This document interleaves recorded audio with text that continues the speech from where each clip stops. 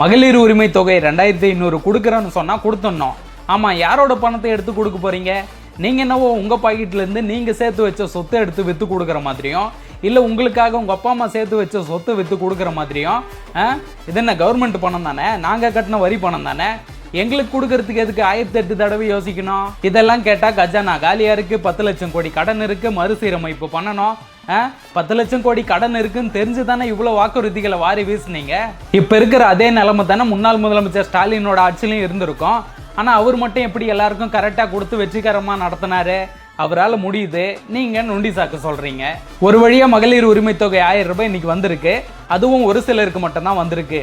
அதுவும் ஸ்டாலினும் உதயநிதி ஸ்டாலினும் 2 நாளைக்கு முன்னாடி நீங்கள் கொடுக்குற 2500 வர்ற வரைக்கும் நாங்கள் கொடுத்துட்டு இருந்த அந்த 1000 ரூபாவை எந்த பிரச்சனையும் இல்லாமல் எந்த தடங்களும் இல்லாமல் பொதுமக்களுக்கு கொடுங்க அப்படின்னு சண்டை போட்டதால தான் வேற வழியே இல்லாமல் இன்னைக்கு அந்த 1000 ரூபாவை போட்டிருக்காரு. ஜெயிக்கிறதுக்கு முன்னாடி ஒரு பேச்சு, ஜெயிச்சதுக்கு அப்புறம் ஒரு பேச்சு.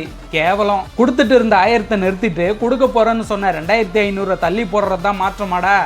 ஓட்டு போட்டவங்களாம் எப்படா கேள்வி கேட்பீங்க?